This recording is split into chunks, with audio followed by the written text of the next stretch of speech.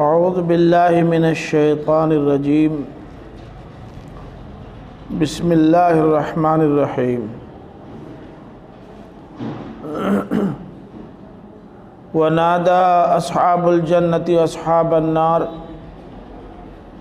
ان قد وجدنا ما وعدنا ربنا حقا فهل وجدتم ما وعد ربكم حقا قالوا نعم فأذن مؤذن بينهم اللعنة الله على الظالمين الذين يصدون عن سبيل الله ويبغونها عوجا وهم بالآخرة كافرون وبينهما حجاب وعلى الأعراف رجال يعرفون كلا بسيماهم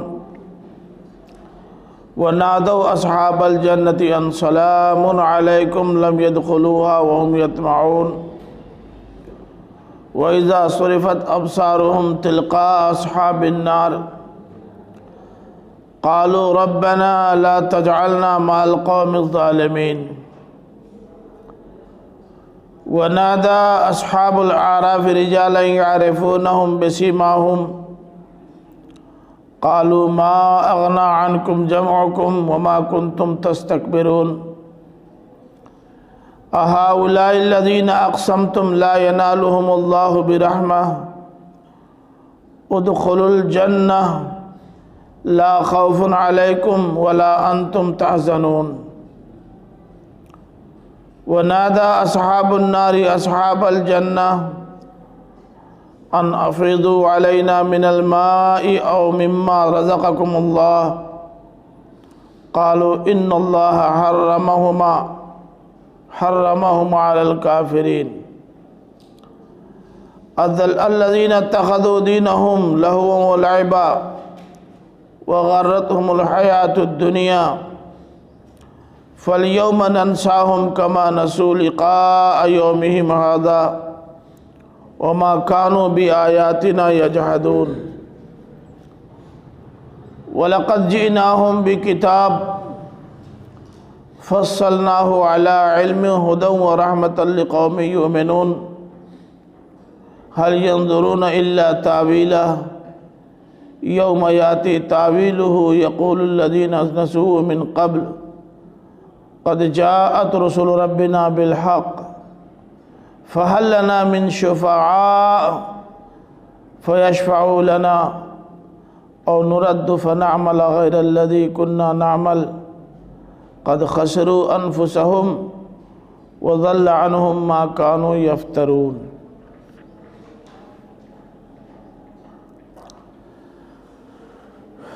پیچھے کی آیات میں ابلیسی انداز فکر و عمل اور انسانی انداز فکر و عمل پر تبصرہ ہوا، اور ان دونوں طرح کے افکار اور اعمال پر جو نتائج سامنے آنے والے ہیں ان کی جانب بھی اشارہ ہو گیا۔ اب آگے کی آیات میں یہ بتایا جا رہا ہے کہ ابلیسی نظام سے وابستہ افراد جہنم میں جائیں گے اور انسانی نظام سے وابستہ افراد جنت کے مستحق قرار پائیں گے۔ جو لوگ جنت میں جائیں گے ان کا کیا بنے گا اور جو جہنم میں جائیں گے ان کا کیا بنے گا؟ بس چیپٹر مکمل، اتنا ہی کل ہے۔ اب مزید سمجھنا چاہتے ہوں تو پھر پڑھیے۔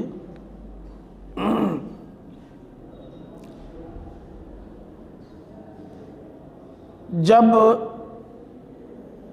انسانی انداز فکر و عمل اختیار کرنے والے جنت کے مستحق قرار پانے کی وجہ سے جنت میں جا براجیں گے،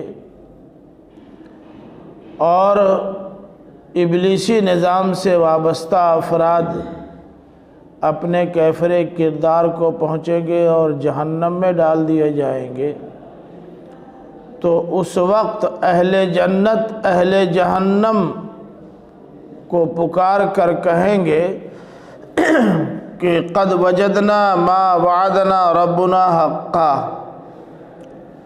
بھائی دیکھو ہمارے رب نے ہم سے جو وعدہ کیا تھا ہم نے اس وعدے کو تو صحیح پایا، اب تم بتاؤ فہل وجدتم ما وعد ربکم حقا، تمہارے رب نے تم سے جو وعدہ کیا تھا وہ حق پایا؟ دیکھیے ان کے رب نے ان سے بھی وعدہ یہی کیا تھا کہ اگر تم ہمارے بتائے ہوئے راستے پر چلو گے تو جنت میں جاؤ گے، لیکن انہوں نے اللہ کے بتائے ہوئے راستے کو چھوڑ کر ابلیس کے سجھاؤ پر عمل کیا، تو اللہ تعالیٰ نے یہ تو بتا ہی دیا تھا نا کہ ابلیس کے سجھاؤ پر عمل کرنے والے چاہے وہ منافقین ہوں، منافقات ہوں، کافرین ہوں یا مشرکین ہوں، اس راہ پر چلنے کا نتیجہ کیا نکلے گا یہ اللہ تعالیٰ نے بتا دیا تھا۔ اہل جنت کا اشارہ اسی جانب ہے کہ ہم جس راہ پر چل رہے تھے اس راہ پر چلنے کی صورت میں اللہ کا جو وعدہ تھا وہ تو ہم نے صحیح پایا، اور تم نے جو راستہ اختیار کیا تھا اس راستے پر چلنے والوں کے لیے اللہ کا جو وعدہ تھا یہ بتاؤ وہ وعدہ پورا ہوا کہ نہیں ہوا؟ یہ سوال ہوگا۔ اب سوال یہ پیدا ہوتا ہے کہ کہاں اس کا ذکر ہے کہ اللہ تعالیٰ نے ان سے وہ وعدہ کیا تھا، ان سے وہ وعدہ کیا تھا؟ دیکھیے کھولیے سورہ مائدہ آیت نمبر 9،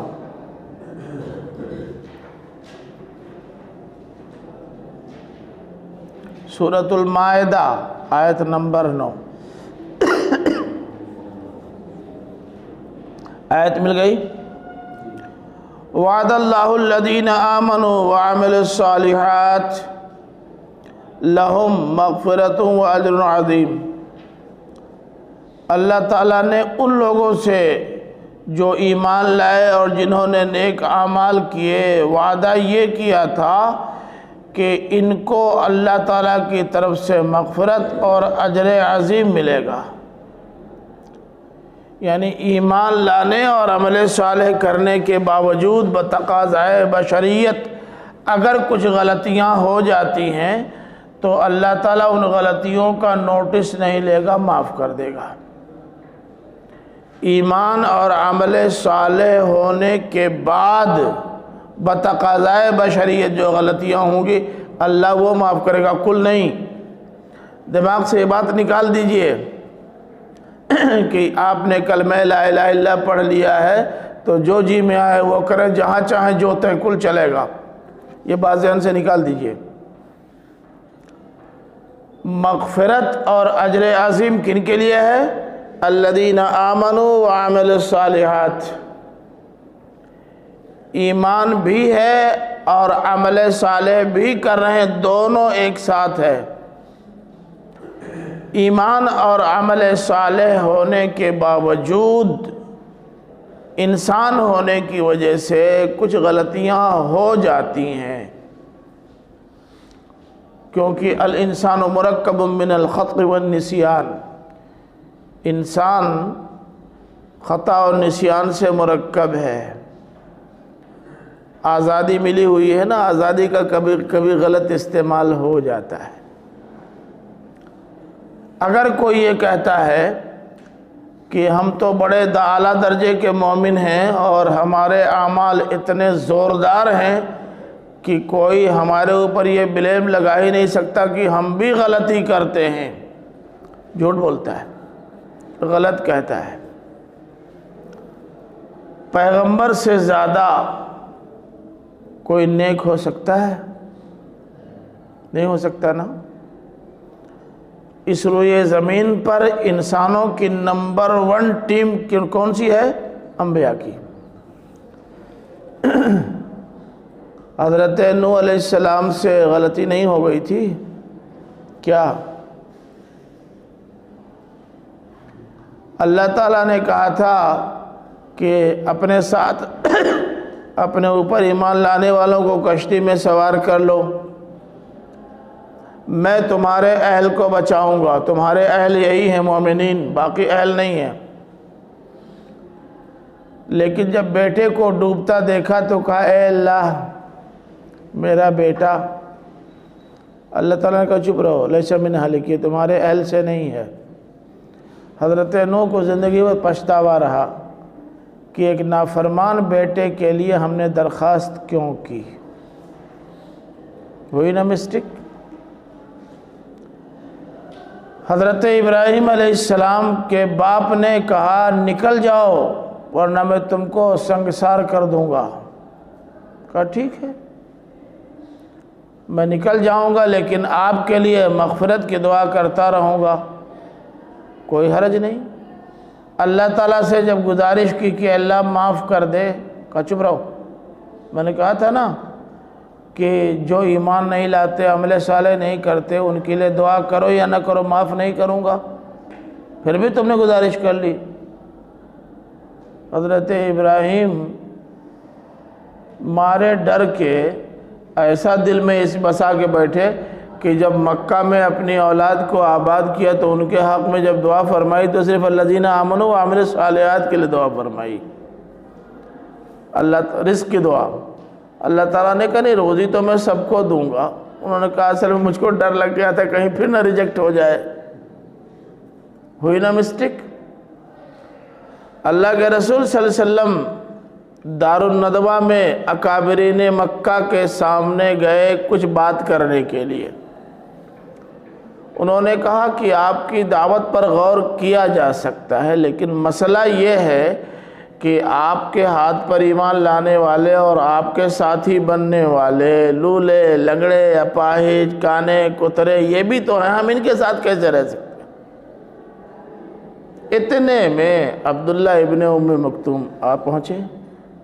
ان کو کیا معلوم کہ اللہ کے رسول کہاں بیٹھے ہیں، کون سا مسئلہ زیر بحث ہے، وہ تو اتنا ہی پتہ لگا کے آئے تھے کہ اللہ کے رسول وہاں ہیں، آ گئے۔ آتے انہوں نے کہا اللہ کے رسول کچھ سکھائیے، نظر تو آتا نہیں تھا۔ جب وہ پہنچے تو سب خاموش۔ اللہ کے رسول اس لیے خاموش ہو گئے کہ ان کو دلیل مل گئی، اور وہ اس لیے خاموش کہ چٹکی لیں اب۔ یہ دیکھ لیجئے اس وقت ان کا آنا اللہ کے رسول کو گراں گزرا، ہوئی نا مسٹیک۔ اللہ تعالیٰ نے ڈانٹ پلائی۔ تو اس لیے کوئی یہ کہہ ہی نہیں سکتا کہ ایمان لانے اور عمل صالح کی زندگی گزارنے کی صورت میں غلطی نہیں ہو سکتی، ہو سکتی، انسان ہے، ہو جاتی ہے۔ تب یہ لہم مغفرتن بتا رہا ہے کہ ایمان اور عمل صالح ہے، اور محض بتقاضائے بشریت کچھ غلطیاں ہو جا رہی ہیں جو ایمان اور عمل صالح کے منافی نہیں ہیں، تو اللہ تعالیٰ ان غلطیوں کو معاف کر دے گا۔ لہم مغفرتن یہ ہے، وَأَجْرٌ عظیم، بہت بڑا اجر دے گا۔ کس کا؟ ایمان لانے کا اور عمل صالح کرنے کا بہت بڑا اجر۔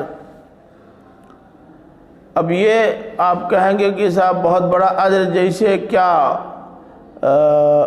1000 روپیہ مل جائے گا؟ بہت بڑا اجر کیا جیسے سائیکل مل جائے گی؟ اب جیسا آدمی ہوگا ویسے ہی سوچے گا۔ کوئی بہت بڑا سرمایہ دار ہوگا تو کہے گا بہت بڑا اجر جیسے ہیلی کاپٹر مل جائے گا۔ بھئی اپنے اپنے حساب سے آدمی سوچتا ہے نا۔ ایک بار یہیں بڑھوا بڑھیا یہیں سے جا رہے تھے، گیٹ کے سامنے سے، جب نیا نیا گیٹ بنا تھا، میرا خیال ہے غریب لوگ تھے، پاؤں میں جوتا چپل بھی نہیں، بڑھوا بڑھیا دونوں رک کر کے گیٹوا دیکھنے لگے، ہم لوگ بھی وہیں کھڑے تھے۔ تو بڑھیا نے کہا کہ بڑا بڑھیا بنل ہو۔ تو بڈھے نے کہا ارے تو سینکڑوں روپیہ لگو گا وہاں ہوئی۔ اب اس کے لیے سینکڑا اتنا ہی جتنا آپ کے لیے کروڑ ہے، اس نے اپنے حساب سے سوچا۔ اللہ تعالیٰ نے اجر عظیم کہہ کر کے آپ کے اوپر چھوڑ دیا، سوچا کرو، سائیکل والا اپنے حساب سے سوچ لے اور 4 ویلر پہ چلنے والا اپنے حساب سے سوچ لے، ہیلی کاپٹر پہ سفر کرنے والا اپنے حساب سے سوچ لے، اڈانی اور امبانی اپنے حساب سے سوچ لے۔ اگر تفصیلات اللہ تعالیٰ بیان کرتا تو کچھ لوگوں کو وہ انعامات کم لگتے، جبکہ اللہ تعالیٰ دینے والا بہت ہے، اور کچھ لوگوں کو اتنا زیادہ معلوم ہوتا ہے کہ وہیں پگلا جاتے، سنک جاتے۔ تو اس لیے اللہ تعالیٰ نے اجر عظیم کہہ دیا، لفظوں کی تعبیر کی ضرورت، لفظوں میں تعبیر کی ضرورت نہیں تھی۔ بات سمجھیں؟ اچھا صاحب، اہل جہنم سے کیا اللہ تعالیٰ کا وعدہ ہے؟ سورہ توبہ کھولیے، آیت نمبر 68۔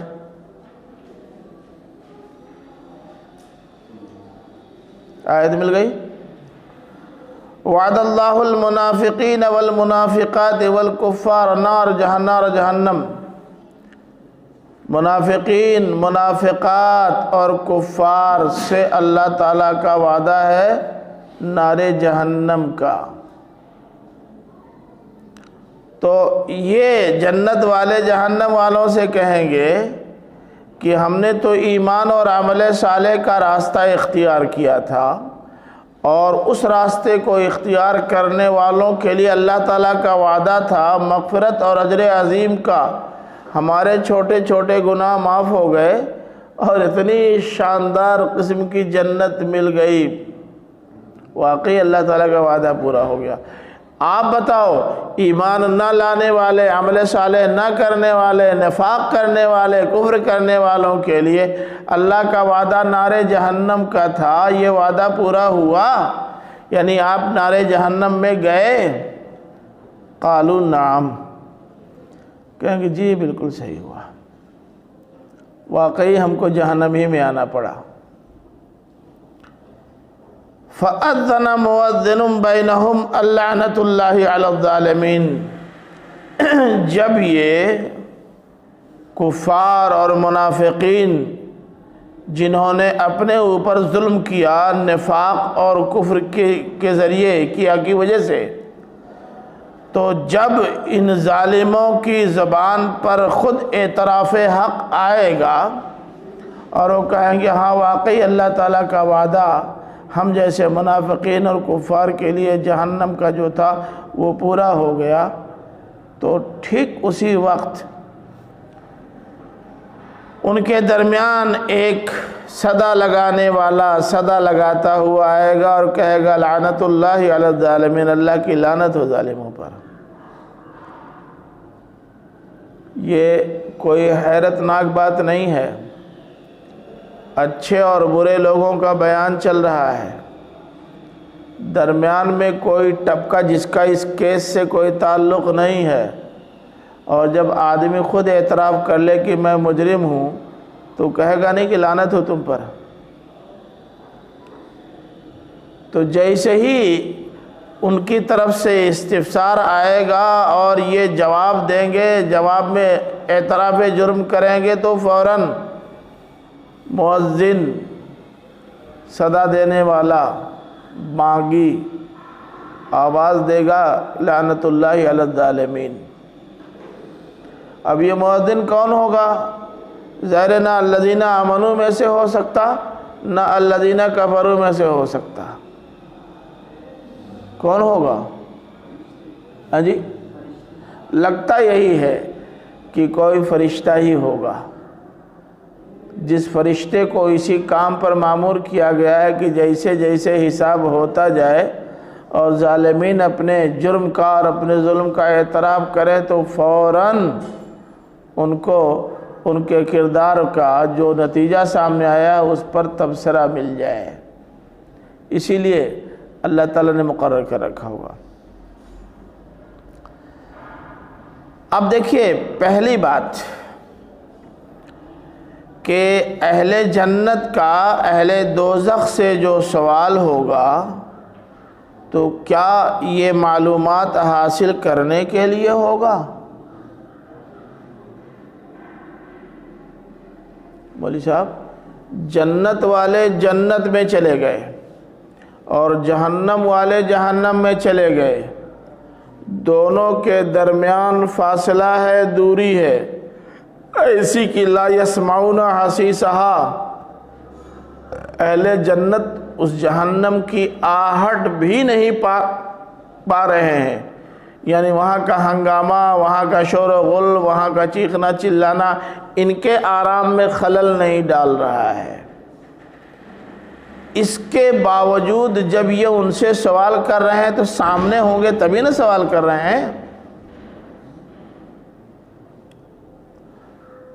کسی زمانے میں اس مسئلے کو سمجھنا تھوڑا مشکل تھا، مگر اب یہ دیکھیے آپ کے سامنے ہے، جو یہاں موجود نہیں ہے وہ اسی طرح ہم کو سن رہے ہیں جیسے آپ سن رہے ہیں، بلکہ دیکھ بھی رہے ہیں۔ اور موبائل میں آپ امریکہ میں بات کرتے ہیں اپنے کسی دوست سے، وہ آپ کو دیکھ رہا ہے، آپ اس کو دیکھ رہے ہیں، وہ آپ کو سن رہا ہے، آپ اس کو سن رہے ہیں۔ تو چاہے امریکہ اور انڈیا کی دوری ہی کیوں نہ ہو، جنت و جہنم میں بات ہو سکے گی کہ نہیں؟ اور کل دیکھ کر، دیکھنے کے باوجود سوال کرنا کیا استفسار کے لیے ہوگا؟ معلومات حاصل کرنے کے لیے ہوگا؟ آپ بتائیں۔ ہاں جی، اقرار تو وہ کرتا ہے جو مجرم ہوتا ہے، اسی کو اردو میں بول دو نا، ہم بھی پتہ پا جائے کیا بولتے ہیں۔ اس کو آپ کی زبان میں کہتے ہیں تفضیح کے لیے ہوگا، ان کی فضیحت کے لیے ہوگا، ان کو مجرم بتانے کے لیے ہوگا، اور احساس جرم میں مبتلا کرنے کے لیے ہوگا۔ اعتراف نہیں، احساس جرم میں مبتلا کرنے کے لیے اپنی زبان سے بولو کہ ہم مجرم ہیں، اس لیے ہوگا۔ بس آسان ترین مختصر ترین لفظ ہے اس کے لیے تفضیح، توہین، سمجھ رہے ہیں آپ؟ فضیحت کے لیے ہوگا۔ اور قالو نام، یہ مجرم کا اعتراف جرم ہوگا۔ وہ کہیں گے جی ہم نے وہ پایا، تو اس کا مطلب یہ تسلیم کیا کہ تم منافقین یا کفار میں سے تھے، تب نہ کہا نام، یہ اعتراف جرم ہے۔ اب ایک سوال اور پیدا ہوتا ہے، سوال یہ پیدا ہو رہا ہے کہ آخر اہل جنت کو اہل جہنم کے زخموں پر نمک چھڑکنے کی ضرورت کیا تھی؟ یہ تو نمک پاشی ہوئی زخموں پر، ٹھیک تو نہیں، اچھی بات تو نہیں ہے۔ کسی کے زخم کو کریدنا اچھا ہے؟ لیکن جنہوں نے عمر بھر زخم دیے اور نمک پاشی کی، کیا دو ایک جملے کے ذریعے سے بھی ان سے بدلہ نہیں لیا جا سکتا؟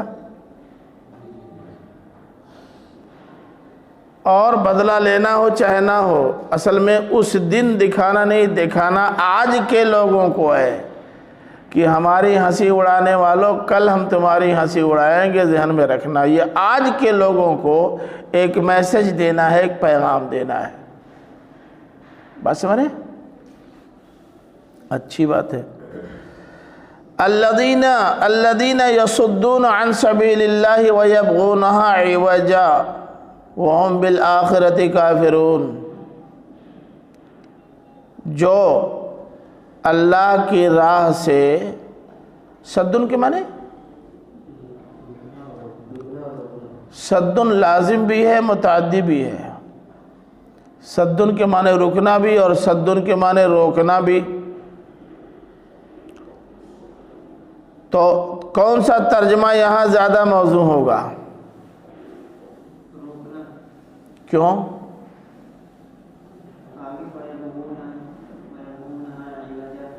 ہاں، یہ کام کجی پیدا کرنے والا پبلک نہیں کرتی، یہ خاص لوگ کرتے ہیں۔ اور جب خاص لوگ کرتے ہیں تو خاص لوگ صرف رکتے ہی نہیں، روکتے بھی ہیں۔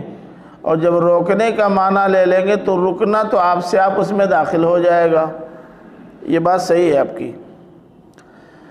تو جو اللہ کی راہ سے روکتے ہیں وَيَبْغُونَهَا عِوَجًا، دیکھیے یہاں غلطی ایک ہو گئی ہے، یبغونہا کے بجائے یبغونہو ہونا چاہیے، اس لیے کہ اس کا مرجع سبیل ہے اور سبیل مذکر مؤنث نہیں، گڑبڑ ہو گیا، کٹ کے ٹھیک کرو۔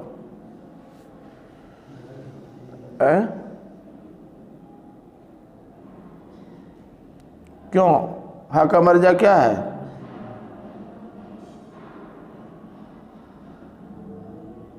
تو بولو نا بھائی کیا ہے؟ سبیل مذکر ہے کہ مؤنث؟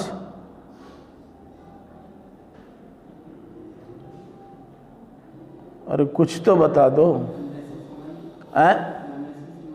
ہے کہ ایسے ہی کہہ رہے ہیں آپ؟ اگر ہے تو مجھ کو کوئی اعتراض نہیں، سماعی تو ہے، یہ ہے بھائی، جو سنا ہے وہ مان لیں گے۔ اگر ہے تو ٹھیک ہے، قیاسی تو ہے نہیں کہ قاعدہ قانون کھو جائیں گے کہ یہ مذکر نہیں مؤنث ہے۔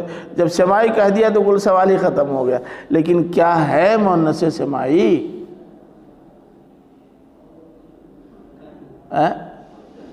کیا جی؟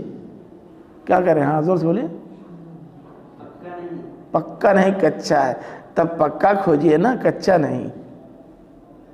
یا تو سیدھا راستہ یہ ہے کہ خالی دیکھیں غلطی ہو جاتی ہے لکھنے اکھنے میں، ہاں کو ہی بنا لیجئے، مسئلہ حل ہو جائے، اور یا تو بتائیے سمجھائیے۔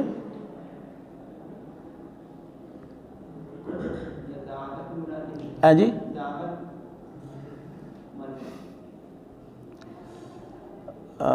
بہرحال یہ بھی ہو سکتا ہے۔ مضاف کے محذوف ہونے کی مثالیں تو بہت ہیں۔ ہا کا مرجع سبیل اللہ کے بجائے دعوت الی سبیل اللہ ہے، اور سبیل اللہ سے مراد توحید ہے، اور مضاف محذوف مانیے تو دعوت توحید بن جائے گا، ہو سکتا ہے۔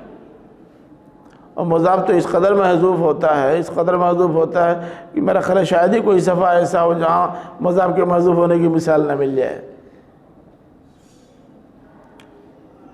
تو یہ ہو سکتا ہے کہ دعوت ہی میں کجی پیدا کر دیتے ہیں، دعوت کا رخ تبدیل کر دیتے ہیں، بدل دیتے ہیں۔ اگر کوئی آدمی رواداری کا اظہار کرے اور ایک مندر میں جا کے خاموشی کے ساتھ نماز پڑھ لے تو اس کے جواب میں ڈھول تاشا ناگا کیا نام ہے وہ مجیرہ اور رقص و سرود اور شراب کے ساتھ لوگ مسجد میں آگے پوجا پاٹ کرنا اور ہون کرنے کی بات کرنے لگتے ہیں۔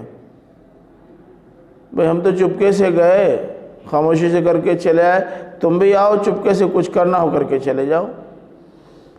ہون کریں گے، کیوں ہون کرو؟ ہم ہون کر کے آئے ہیں کیا؟ تو کجی تو پیدا کرنا ہے اس میں، دعوت توحید میں۔ دعوت توحید بھی ہو سکتا ہے اور مضامین توحید بھی ہو سکتا ہے، دونوں ہو سکتا ہے۔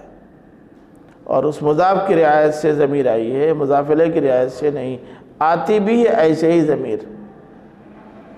بات صحیح ہے آپ کی۔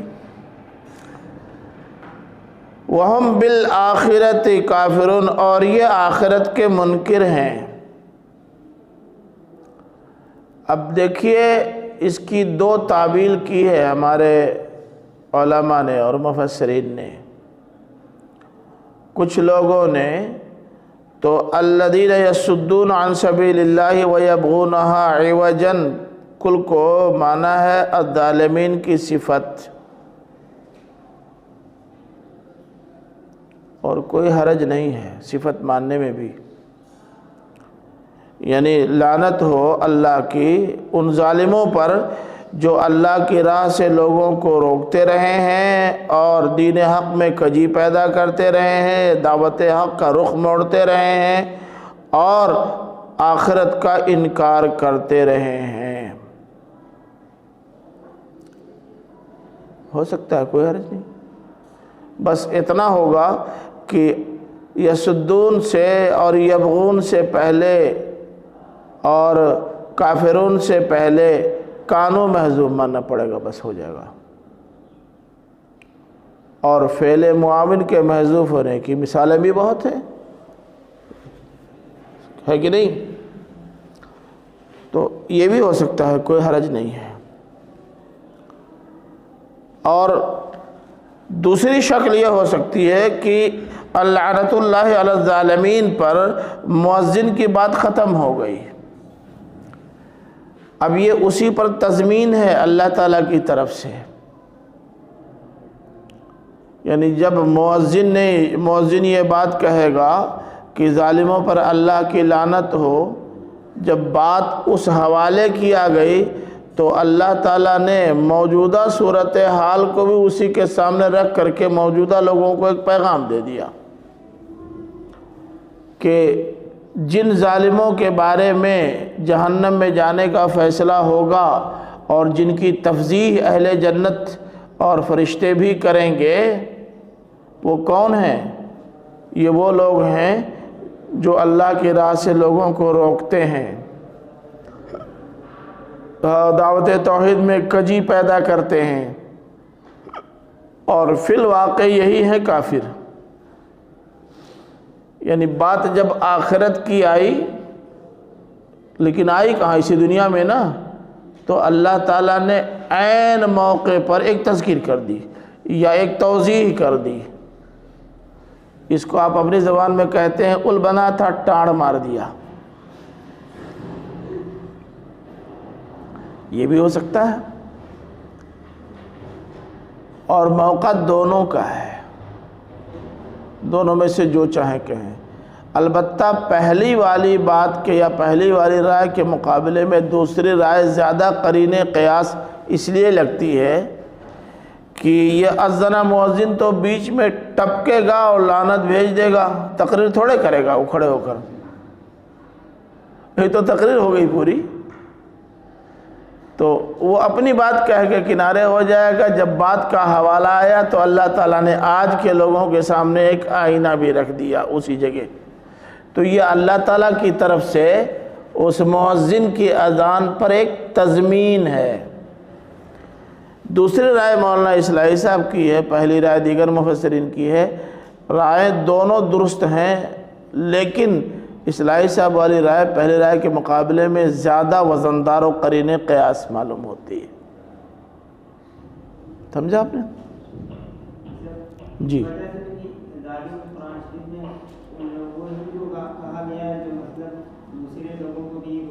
ہاں جی،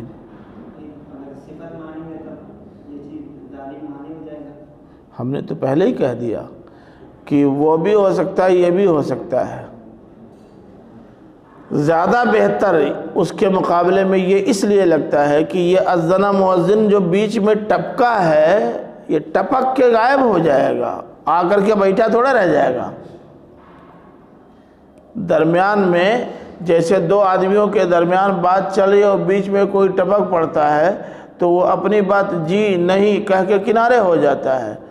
وہ دونوں کے بیچ میں خود گھس کر کے کوئی اپنی تقریر شروع نہیں کر دیتا، اور اگر شروع کر دے تو دونوں میں سے کسی کو یہ مداخلت اچھی نہیں لگتی، اور فرشتے ایسی مداخلت کریں جو دونوں میں سے کسی کو ٹھیک نہ لگے، ذرا مناسب نہیں لگتا۔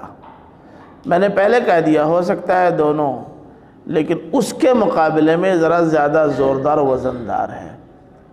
ویسے غلط دونوں میں سے کوئی بھی نہیں ہے، اولا اور غیر اولا کا مسئلہ ہے، جائز ناجائز کا نہیں۔ بات پوری سمجھ میں آ گئی؟ وَبَيْنَهُمَا حِجَابٌ، آگے والا ٹکڑا بھی یہی کہہ رہا ہے کہ یہ بات اللہ تعالیٰ ہی کی چل رہی ہے۔ الظالمین پر مؤذن کی گفتگو ختم ہو گئی، کیونکہ آگے والا حصہ بھی اسی پر عطف ہے۔ فرمایا کہ وَبَيْنَهُمَا حِجَابٌ، اور ان دونوں کے درمیان ایک حجاب ہوگا۔ حجاب مانے پردہ، دونوں کے بیچ میں ایک موٹا سا کپڑا ڈال دیا جائے گا، یہی نہ ہوگا؟ بولو نا، اور ابھی کچھ تو کہو.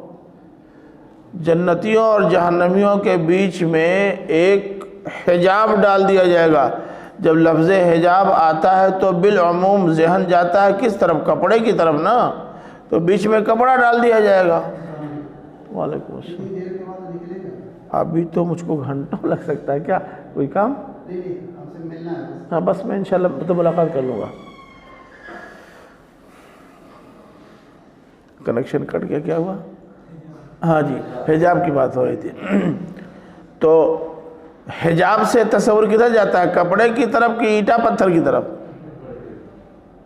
تو دونوں کے درمیان ایک حجاب ہوگا. کپڑا لٹک رہا ہوگا یا لٹکا دیا جائے گا. وَعَلَى الْأَعْرَافِ رِجَالٌ، اور آراف پر رجال ہوں گے. آراف عرف کی جمع ہے. عرف کے معنی؟ عرف گھوڑے کی چوٹی کو بھی کہتے ہیں اور مرغ کی کلغی کو بھی کہتے ہیں، اس کی بھی چوٹی کو.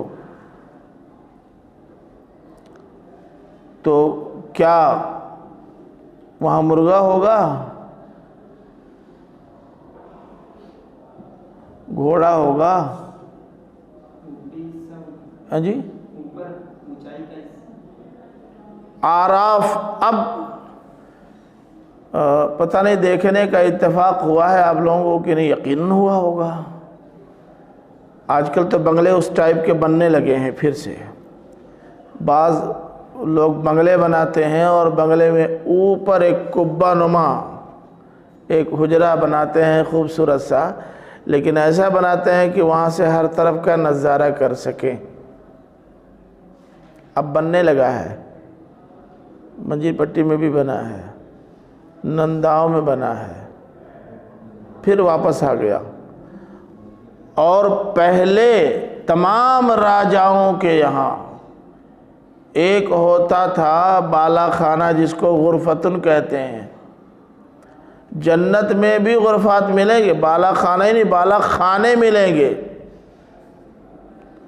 جو سب سے شاندار اور لمبی اور چوڑی اور خوبصورت بلڈنگ ہوگی اس پر بالا خانہ ہوگا تاکہ وہاں سے ہر طرف کا مشاہدہ کر سکیں. تو آراف سے مراد ان حجاب کے اوپر کہ وہ چوٹیاں ہوں گی جہاں کچھ لوگوں کو ایز اے چیف گیسٹ بٹھایا جائے گا، جو ادھر کا بھی مشاہدہ کریں گے اور ادھر کا بھی. پردے کے اوپر ایسی بلڈنگ اور چوٹی دیکھی ہے کیا؟ ارے بولو نا بھائی. اسی پر بلڈنگ بناؤ، اسی پر. اس کا مطلب یہ ہے کہ یہاں الاعراف سے مراد کچھ اور ہے. اعراف کہتے ہی ہیں ان اوپر کے قبوں کو، بلڈنگوں کو. تو اس سے معلوم ہوا کہ یہ حجاب کپڑے کا نہیں ہوگا، یہ اس چیز کا حجاب ہوگا جس پر یہ سب بن سکیں. تو اللہ میاں کو بتا دینا چاہیے تھا تاکہ دھوکہ نہ ہو نا. نہیں بتایا ہے. دیکھو سورہ حدید کھولو، سورہ حدید نکالو نا، بتا دیا ہے.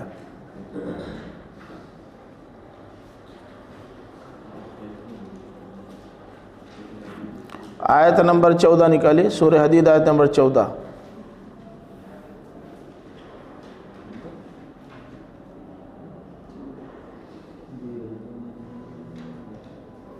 کیا ہے؟ پڑھیے پڑھیے نا زور سے.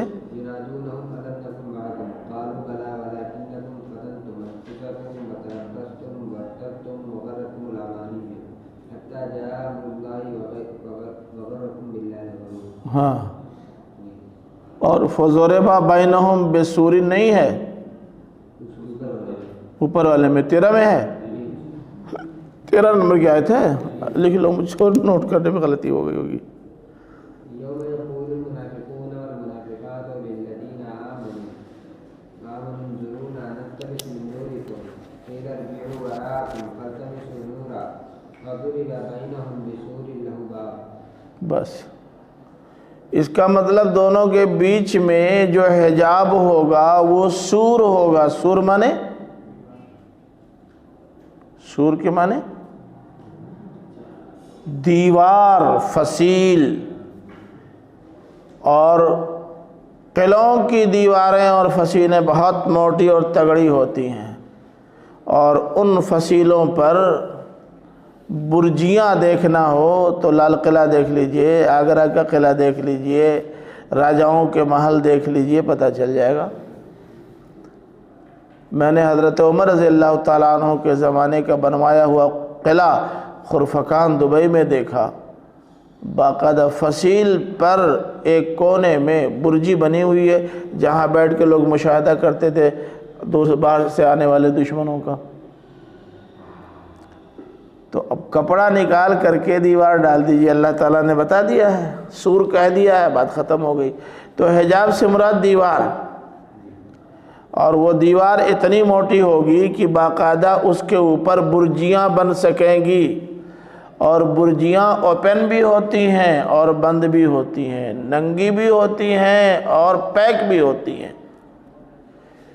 آج کل کچھ گاڑیاں چلی ہیں ننگی گاڑیاں، ان پر لوگ بیٹھتے ہیں، اس لیے بیٹھتے ہیں تاکہ سب دیکھیں، اور کچھ بہت پیک چلتی ہیں، شیشے پر بھی کور چڑھا رہتا ہے کہ کوئی نہ دیکھ پائے، دونوں طرح، اور دونوں عام لوگوں کی گاڑیاں نہیں ہوتی ہیں، مخصوص لوگوں کی گاڑیاں ہوتی ہیں۔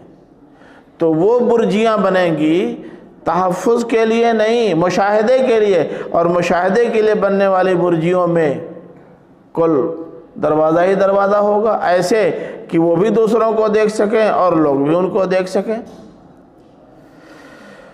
تو بات کیا بنی؟ ان دونوں کے درمیان ایک حجاب ہوگا، یعنی ایک دیوار، جیسا کہ سورہ حدید سے معلوم ہوتا ہے، اور اس دیوار پر کیا ہوں گی؟ چوٹیاں، یہاں بھی یہاں بھی یہاں بھی یہاں بھی، جگہ جگہ۔ بھئی ظاہر جنت اور جہنم بہت بڑی ہوگی نا، تو یہاں سے وہاں تک کی جہنم کی دیوار پر ایک کے برجی کیا کام دے گی؟ ہزاروں اور لاکھوں برجیاں ہو سکتی ہیں۔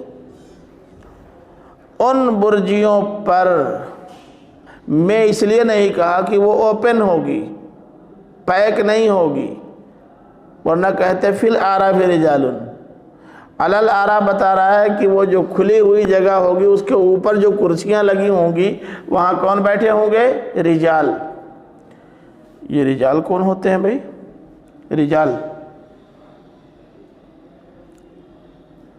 رجال کا استعمال کہاں ہوتا ہے؟ قرآن مجید کے مطالعے سے لگتا کل پڑھ چکے ہیں آپ لوگ، بتا نہیں رہے ہیں۔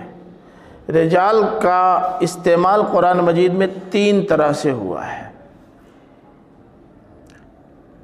ایک تو عام انسانوں مردوں کے لیے رجال کا استعمال ہوا ہے،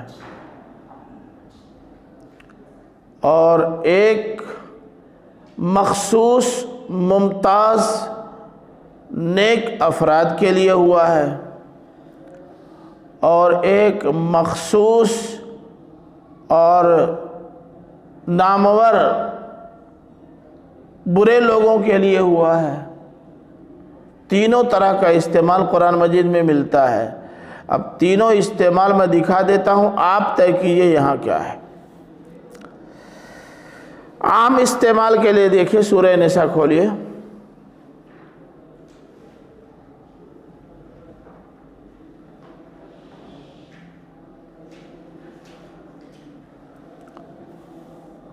آیت نمبر 32، آیت مل گئی؟ للرجال نصیب مما اکتسبوا وللنساء نصیب مما اکتسبن۔ مردوں کے لیے ان کی کمائی کا ایک حصہ ہوگا، اور عورتوں کے لیے ان کی کمائی کا ایک حصہ ہوگا۔ اب آپ بتائیے کہ مردوں میں صرف صدر صاحب آئیں گے، اسرائیل صاحب نہیں آئیں گے، سلطان صاحب عبدالجبار صاحب نہیں آئیں گے، سب آ گئے، یہ عام ہو گیا۔ نمایاں مگر اچھے افراد کے لیے دیکھیے، سورہ احزاب کھولیے، آیت نمبر 23۔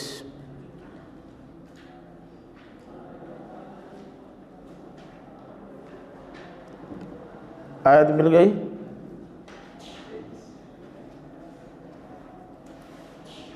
احزاب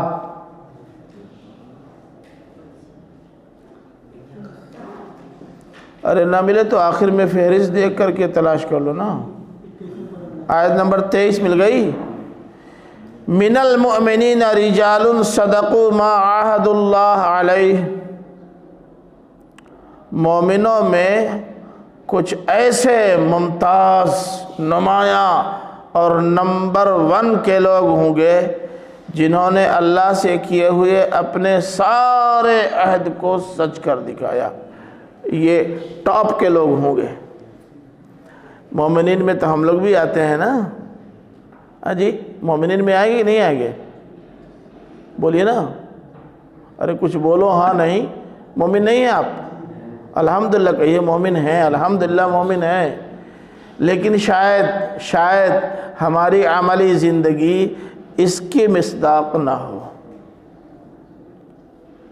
کہ ہے اللہ تعالیٰ نے جتنا کہا ہے کل مان رہے ہیں؟ آپ مجھ سے بتائیے، نہیں مان رہے تو گڑبڑ کر رہے ہیں، لیکن ہیں نہیں ان لوگوں میں سے جو مانتے ہیں۔ اور کل ماننے والوں میں نمبر 1 کے صف اول کے لوگ کون ہوتے ہیں ابھی بعد میں گفتگو ہوگی۔ اور خراب اور بدترین لوگوں میں سے سیاسی یا مذہبی بیہودے لیڈرز کے لیے بھی رجال کا استعمال ہوا ہے۔ دیکھیے مثلا سورہ جن کھولیے، سورہ جن،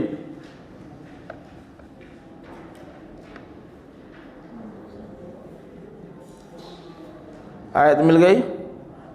آیت نمبر 6، آیت نمبر 6۔ وَأَنَّهُ كَانَ رِجَالٌ مِّنَ الْإِنسِ يَعُوذُونَ بِرِجَالٍ مِّنَ الْجِنِّ فَزَادُوهُمْ رَهَقًا، انسانوں میں سے کچھ ٹپوری قسم کے لوگ تھے جو جناتوں میں سے ٹپوریوں کی پناہ میں آتے تھے۔ کیوں؟ یہ کون لوگ ہیں بھائی؟ ایک لائن کے لوگ ہیں نا، اب نام آپ جن کا لینا چاہیں گے لے لیں گے، ہم کو کوئی پریشانی نہیں ہے، لیکن اس ٹپوری ٹائپ کے لوگ کون لوگ ہوتے ہیں؟ تو معلوم یہ ہو رہا ہے کہ رجال کا استعمال عام بھی ہے اور خاص بھی ہے۔ اب آپ بتائیں کہ یہاں عام ہے کہ خاص ہے، تو کن کے لیے؟ اچھے لوگوں کے لیے کہ برے لوگوں کے لیے؟ کیسے معلوم؟ آگے جو باتیں آ رہی ہیں ان سے لگتا ہے کہ یہ اچھے لوگ، اچھے لوگوں کی نمبر 1 ٹیم ہے۔ آگے والا حصہ طے کرے گا۔ تو اس دیوار کی چوٹیوں پر کچھ ممتاز ترین لوگ ہوں گے، یعرفون کلم بسیماہم، جو لوگوں کو ان کی سیما سے پہچان لیں گے۔ سیما کے معنی علامت، جیسے کون سی علامت؟ ہم لوگ کرتا پائجامہ ٹوپی پہنے ہوئے ہیں تو لگتا ہے مولانا ہے، یہ سیما ہے؟ بولیے نا، اگر یہ سیما ہے تو آپ کو آج کے زمانے کے پروفیسروں کی ایک بڑی تعداد ملے گی ایسے لوگوں کی جو بالکل دین علم نہیں رکھتے ہو، شیروانی و کرتا ماشاءاللہ عمدہ داڑھی میں۔ گاؤں میں ایسے لوگ مل جائیں گے جو مستقل ٹوپی لگاتے ہیں اور کرتا پائجامہ اتنا شاندار پہنتے ہیں لگتا ہے کہیں کسی مدرسے کے شیخ الحدیث شیخ التفسیر ہیں، نہیں ہے؟ اور کتنے آپ کو مل جائیں گے ایسے مولانا لوگ جو دیکھنے میں مولانا ہی نہیں لگیں گے۔ تو سیما علامت، اگر علامت کے معنی میں سیما ہے تو کیا آپ علامتوں سے بتا دیں گے کہ کون مولانا ہے اور کون مولانا نہیں ہے؟ جی ہاں ہاں، کس میں؟ ہاں ہاں، ہندی تو ہے نہیں تو عربی ہے. نہیں، آپ عربی کی بات کیجئے.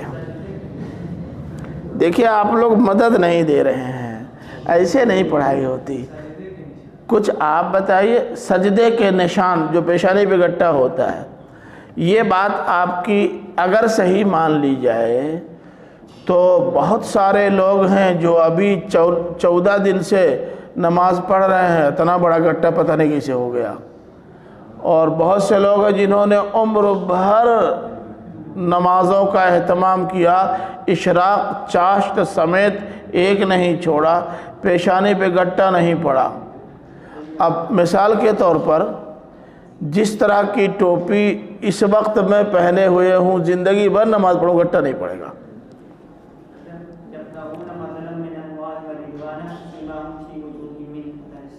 ہاں ہاں، وہی تو میں پوچھ رہا ہوں. آپ کی اس آیت سے مجھے تھوڑے کوئی اختلاف ہے. میں علامت پوچھ رہا ہوں. آپ جو علامت کہہ رہے ہیں تو اگر علامت کے یہی معنی ہے تو بہت سے لوگوں کی تو علامتیں ان کے نمازی ہونے کی ظاہر ہو جائیں گی اور بہت سے لوگ بیچارے رہ جائیں گے.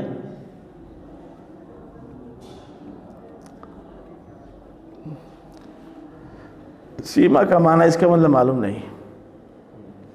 حالانکہ سیما پڑھ چکے ہیں آپ، نہیں پڑھا ہے؟ بولیے نا. پڑھا ہوا مت پوچھئے، وہ پڑھا ہوا بتائیے تاکہ اس کو دہرانا نہ پڑے.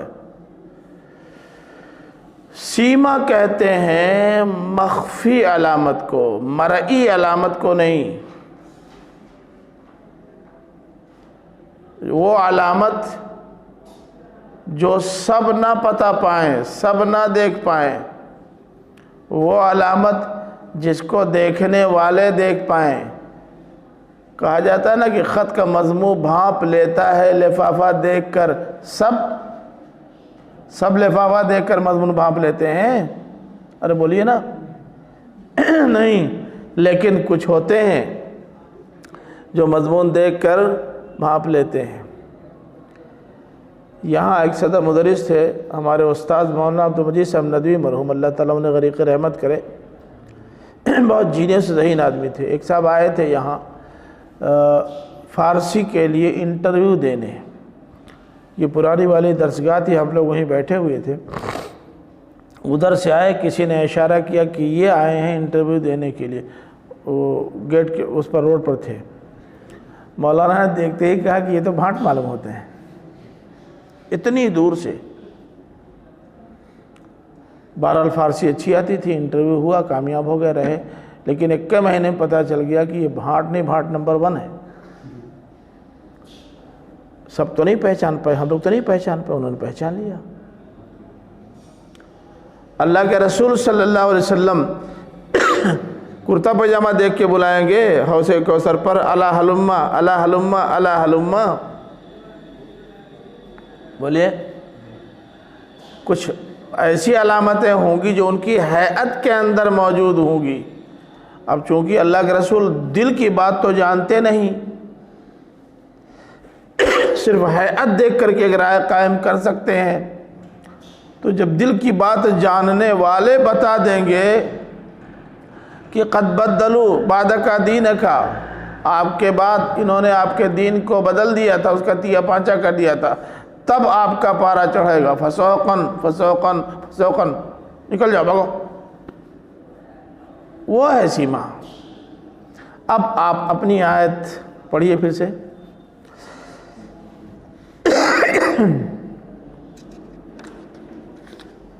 پڑھیے نا بھائی جو آپ نے کھولا تھا.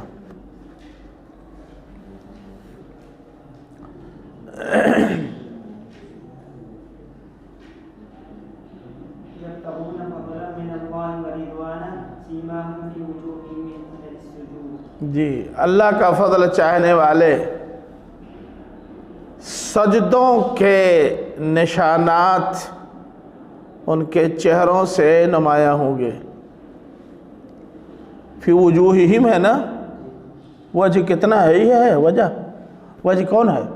ارے ہاتھ پھیر کے بتاؤ نا. تو کل سے نہ نمایاں ہوگا کہ خالی اسی سے. تو وجوہ میں خالی اس کو کیوں لے لیا؟ وہ تفسیر میں جو لکھا ہے اسی کو اٹھا لیا.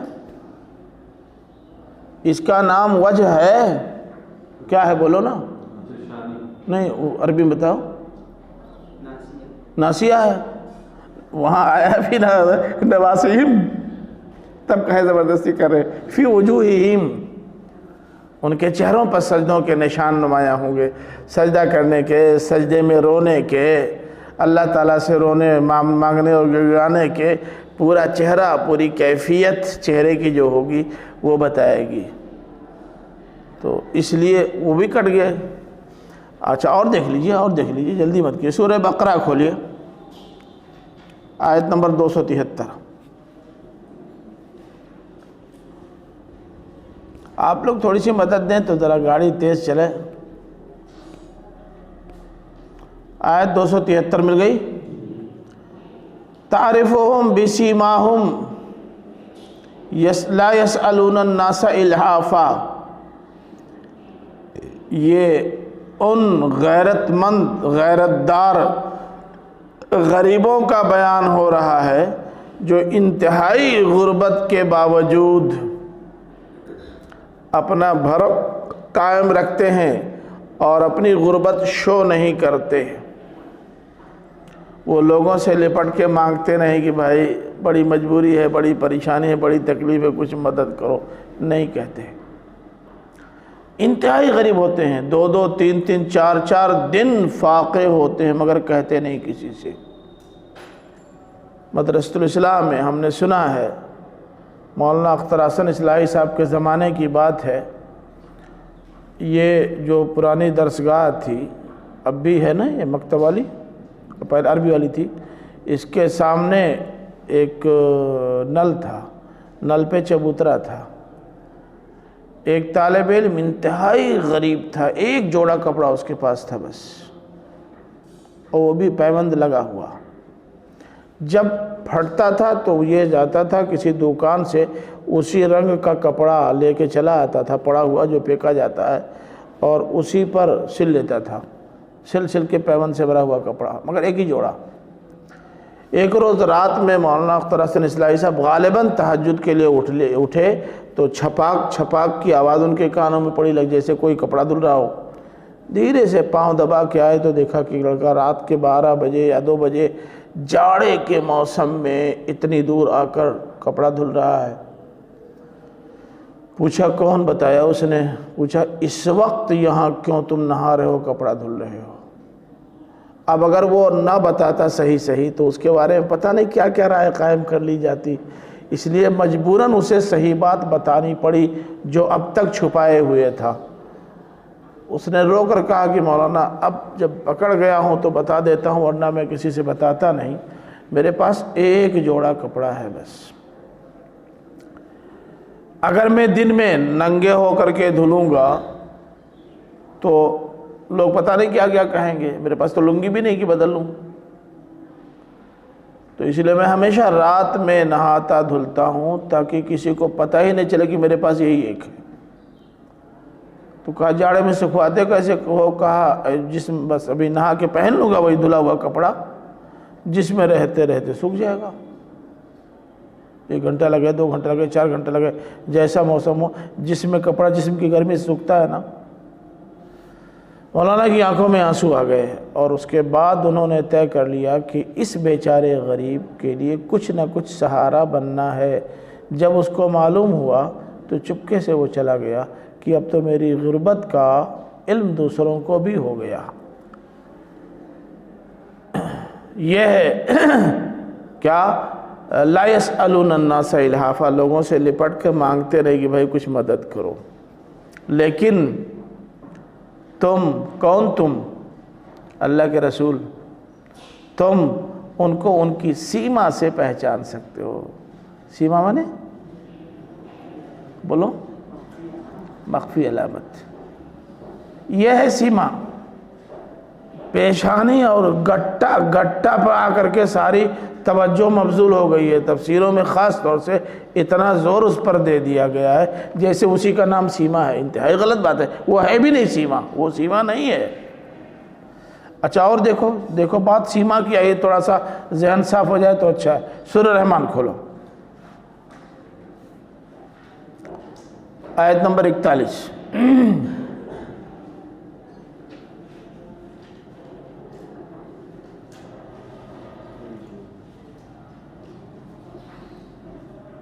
پڑھو کیا لکھا۔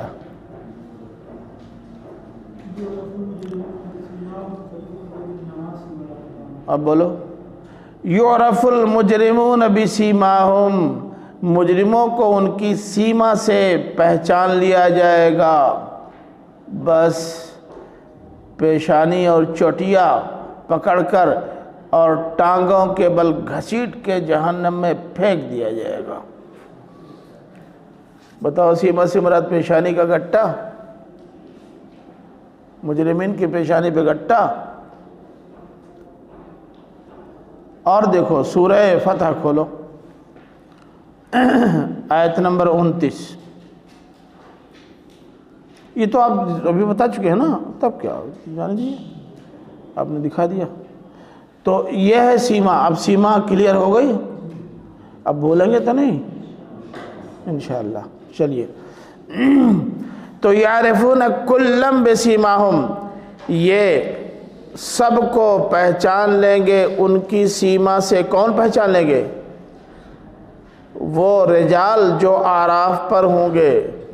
لگتا ہے کچھ خاص قسم کے لوگ ہوں گے، بڑے جینیس، قیافہ شناس، بہت بھانپ لینے والے، رگ رگ اور پور پور سے واقفیت رکھنے والے، پرندوں کو اڑتے ہوئے شکار کرنے والے۔ لگتا ہے یہ اس ٹائپ کے لوگ ہیں، بہت جینیس، بڑے ذہین۔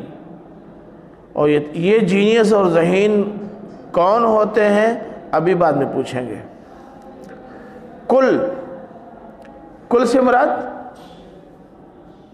کل معرفہ ہے کہ نکرہ؟ یہ بھی نہیں معلوم۔ کلن معرفہ ہے کہ نکرہ ہے، اس کو بتانے میں کیا دقت ہے؟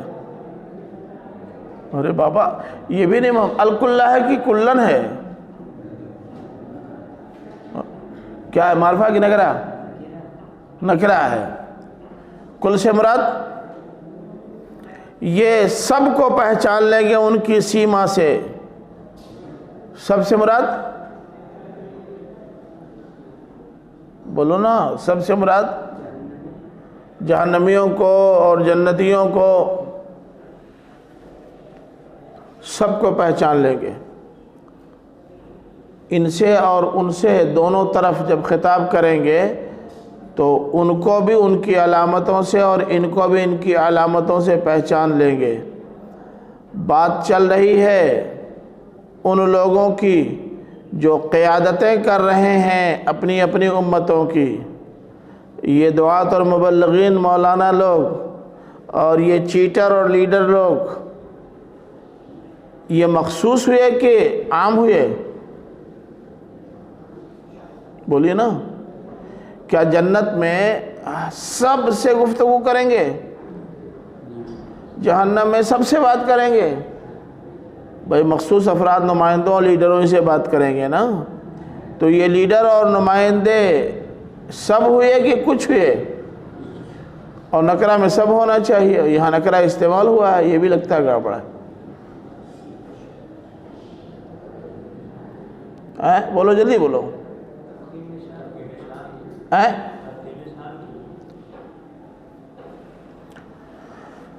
دیکھیں ایک بہت معروف اسلوب ہے عربی زبان کا کہ جب کچھ افراد کا یا کچھ جماعتوں کا نام لینے کے بعد کل کہا جاتا ہے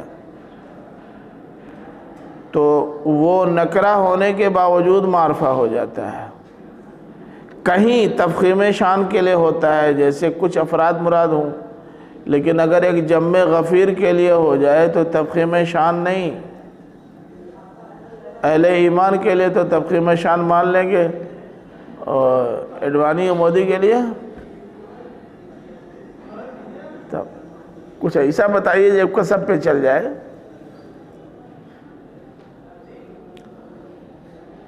یہ عربی زبان کا بہت معروف اسلوب ہے کہ جب کچھ افراد کا ذکر پہلے سے ہو جائے اور ان کے بعد کل آئے تو یہ بجائے نکرہ کے معرفہ کے حکم میں ہو جاتا ہے۔ نکرہ اس لیے لایا جاتا ہے کہ یہ ایک سے زائد کا سراغ دے، یعنی بہت زیادہ اس صفت کے حاملین کی جانب اشارہ کر دے۔ تو معرفہ میں بھی نکرہ کا ایک پہلو داخل رہتا ہے، اس لیے نکرہ لا دیا جاتا ہے۔ کلن 1 2 3 4 5 6 7 8 9 کلن، اب معرفہ تھوڑا رہ گئے، مگر پورے درجے کے مقابلے میں تو معرفہ ہیں۔ تو یہ تعداد یعنی مخصوص افراد ہونے کے باوجود بھی افراد کی کثرت کی جانب اشارہ کرنے کے لیے اس طرح لایا جاتا ہے کل۔ سمجھ میں آیا؟ اب پھر دکھاؤں گا تو بہت وقت لگ جائے گا، قرآن مجید میں سینکڑوں مقامات پر اس طرح کل کا استعمال ہوا ہے۔ جی، تو دیواروں پر برجیاں ہوں گی، ان برجیوں پر رجال ہوں گے۔ یہ رجال ایسے قیافہ شناس، ایسے ممتاز اور نامور لوگ ہوں گے کہ لوگوں کو ان کی سیما ہی سے پہچان لیں گے۔ وَنَادَوْا أَصْحَابَ الْجَنَّةِ أَنْ سَلَامٌ عَلَيْكُمْ،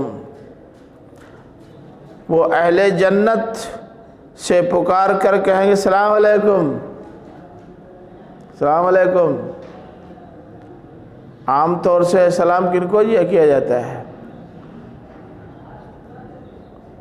بھئی کہیں سے آئے ہیں تب تو جو آیا ہے وہ سلام کرے گا۔ یہ وہاں براجمان ہے، یہ یہاں براجمان ہے، پردہ جب اٹھا تو انہوں نے ان سے بات کی۔ یہ سلام علیکم سلامتی کی دعا ہے، مطلب آپ کو سلامتی مبارک ہو، سلامت کے ساتھ رہنا اور جنت میں براجمان ہونا مبارک ہو۔ لم يدخلوها، اور یہ اصحاب الاعراف ابھی ان جنتوں میں گئے نہیں ہوں گے۔ وہم یطمعون، البتہ وہ طمع رکھتے ہوں گے۔ اب بعد میں پہلے آیت پڑھ لیجئے تو پھر بعد میں غور کیجئے۔ ابھی جنت میں گئے نہیں ہوں گے لیکن امید رکھتے ہوں گے کہ جنت ملے گی۔ وَإِذَا صُرِفَتْ أَبْصَارُهُمْ تِلْقَاءَ أَصْحَابِ النَّارِ، اور جب ان کی نگاہیں اہل جہنم کی جانب گھمائی جائیں گی، لگتا ہے اپنی مرضی سے وہاں نہیں ہوں گے، اللہ تعالیٰ انہیں لے گیا ہوگا اور ان سے ان کا اور ان کا دونوں کا مشاہدہ کرایا ہوگا۔ تب نہ صرفت آیا ہے، اللہ کے حکم سے ادھر دیکھا، سلام علیکم کہا، اللہ کے حکم سے اب ادھر دیکھ رہے ہیں، تب کیا کہیں گے؟ دیکھتے ہی ان کا رونا، چیخنا، چلانا، سانپ اور بچھو کا ان سے لپٹ جانا اور آگ میں جلنا دیکھ کر کے ہی کہیں گے ربنا لا تجعلنا مع القوم الظالمین، اے اللہ ہمیں ان ظالموں میں سے مت بنانا۔ ابھی تو فیصلہ نہیں ہوا نا کہاں جانا ہے، یہاں جانا ہے یہاں جانا، لیکن دیکھتے ہی پناہ مانگیں گے اللہ ان میں سے مت بنانا۔ ٹھیک ہے۔ وَنَادَا أَصْحَابُ الْأَعْرَافِ رِجَالًا، اب جب ادھر دیکھیں گے تو پہلے تو پناہ مانگیں گے اللہ تعالیٰ کہ اے اللہ اس سے پناہ۔ اس کے بعد اب جو لوگ وہاں ہوں گے ان میں جو نمایاں افراد ہوں گے، چوٹی کے لوگ ہوں گے، جناب ابو جہل صاحب قبلہ دامت برکاتہم، جناب ابو لہب صاحب، یہ اس ٹائپ کے لوگ نا،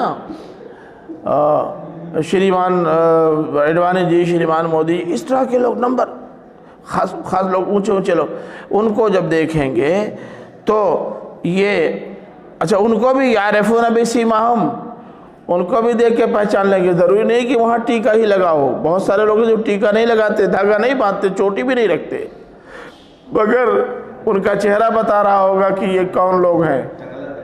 ہاں مطلب ٹکلا بھی ہو سکتے ہیں اور نہ بھی ہوں, دونوں طرح سے ہو سکتے ہیں. تو ان کی سیما سے ان کو پہچانتے ہوں گے اور ان سے کہیں گے ما اغنا عنکم جمعکم. یہ ما استفہامیہ بھی ہو سکتا ہے اور نافیہ بھی. تمہارا مال تمہارے کام نہیں آیا, اور یہ بھی ہو سکتا ہے کہ تمہارا مال تمہارے کس کام آیا. استفہامیہ نافیہ کے مقابلے میں زیادہ زوردار ہے. کیوں؟ بہت روپیہ کمایا تھا, ایئرپورٹ خرید لیا اور ریلوے اسٹیشن خرید لیا اور پوری معیشت انڈیا کی اپنے ہاتھ میں لے لی تھی, کل مل گیا تھا, مگر آئے ہو وہاں جہاں کلو آئے ہیں. ما اغنا عنکم, ما اغنا عنکم جمعکم.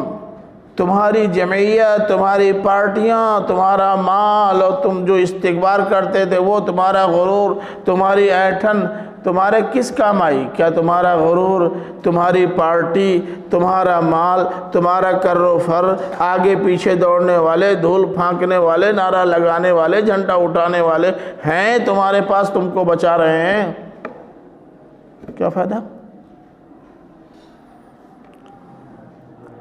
پھر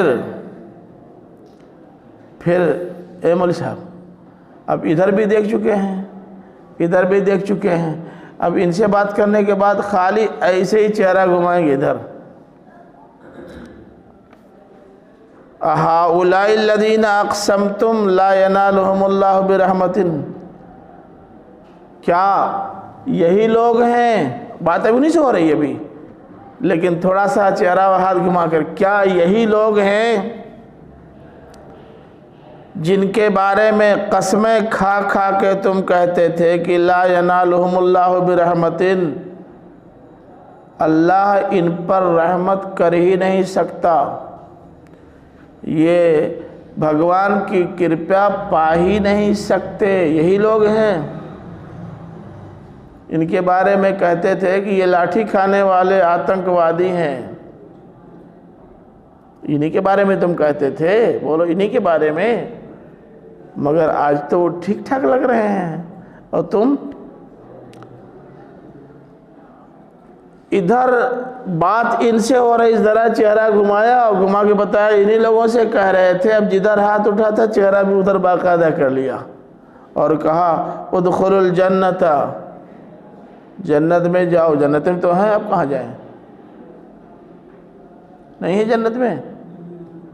ہاں جی, جنت میں ہے کہ نہیں, کہاں ہے؟ نہیں, یہ لوگ, یہ لم يدخلوها, اصحاب الاعراف لم يدخلوها. یہ تو جنت میں ہے, یہ جہنم میں ہے. جہنم میں جہنمیوں کا حال دیکھ کر کے ہی تو کہیں گے ربنا لا تجعلنا مع القوم الظالمین. اور اہل جنت کو جنت میں آرام دیکھ کر کے ہی تو کہیں گے السلام علیکم, مبارک ہو, مبارک ہو, مبارک. ابھی یہ نہیں ہوا تو مبارک کیسا, مبارکبادی کیسی؟ وہ جنت میں ہیں, یہ جہنم میں ہیں. اہل جنت کو دیکھ کر ان کو سلامتی کی دعا ہی نہیں دیں گے بلکہ مبارکباد دیں گے. السلام علیکم مبارکباد کے لیے بھی ہوتا ہے. آپ نہیں جاتے, ابھی آپ کے ساتھی کی شادی ہوئی, السلام علیکم, السلام علیکم. یہ السلام علیکم کیا مطلب ہوا؟ یہ تو مبارکباد ہے نا. السلام علیکم, السلام علیکم کئی طرح سے کہا جاتا ہے بھائی. کسی سے جانے وداعی لینے کے لیے بھی کہتے ہیں السلام علیکم, مطلب جا رہے ہیں. کسی کے پاس جاتے ہوئے بھی, اس سے ملتے وقت السلام علیکم, اور مبارکباد دینے کے لیے بھی السلام علیکم, اور اجازت لینے کے لیے بھی السلام علیکم. گھر میں داخل ہونا السلام علیکم, یہ تو کل قرآن مجید میں لکھا ہوا ہے. تو یہ السلام علیکم مبارکباد کے لیے ہے. اب ان کو تفضیح کرنے کے بعد پھر چہرہ تر سے ادھر گھومے گا اور کہیں گے ادخلوا الجنت لا خوف علیکم ولا انتم تحزنون. جنت میں داخل ہو جاؤ, نہ تم پر کوئی خوف ہوگا اور نہ تم رنجیدہ ہوگے. اب تھوڑا یہیں رکیے. کئی پہلو ہیں جن پر غور کرنے کی ضرورت ہے۔ نمبر 1، غور کرنے کی بات یہ ہے کہ اصحاب الاعراف سے کون لوگ مراد ہیں۔ پہلے غور کرنے کی چیز یہ ہے، کون لوگ مراد ہیں؟ بتائیے نا۔ علامہ ابن جریر طبری نے اپنی تفسیر میں 4 اقوال نقل کیے ہیں۔ آپ کے مولانا اصلاحی صاحب نے بھی ان چاروں کو بعین ہی نقل کر دیا ہے اپنی کتاب میں، اور بھی بہت سارے مفسرین نے وہ چاروں اقوال نقل کیے ہیں۔ ان میں ایک قول یہ ہے، یعنی کچھ مفسرین کا خیال یہ ہے کہ اصحاب الاعراف سے مراد وہ لوگ ہیں جن کی نیکیاں اور بدیاں برابر ہوں گی۔ ابھی یہ فیصلہ نہیں ہوا ہوگا کہ یہ جنت میں جائیں کہ جہنم میں جائیں گے۔ کچھ لوگوں کی رائے ہے، کچھ لوگوں کی رائے یہ ہے کہ اصحاب الاعراف سے مراد علماء اور فقہا ہیں، عربی ہفتم کے لوگ۔ کچھ لوگوں کا خیال ہے کہ اصحاب الاعراف سے مراد وہ لوگ ہیں جنہوں نے شوق جہاد میں حصہ تو لیا ہوگا لیکن ماں باپ کی اجازت نہیں لی ہوگی۔ کچھ مفسرین کا خیال ہے کہ اس سے مراد ملائکہ ہیں، فرشتے ہیں، یعنی فرشتے وہاں بیٹھ کر ان کو یہ کہیں گے، ان کو وہ کہیں گے۔ کیا فرماتے ہیں آپ علماء امت بیچ اس آیت کے؟ ہاں بولے، جس کو جو رائے نمبر 1 کی لگتے بتائیے۔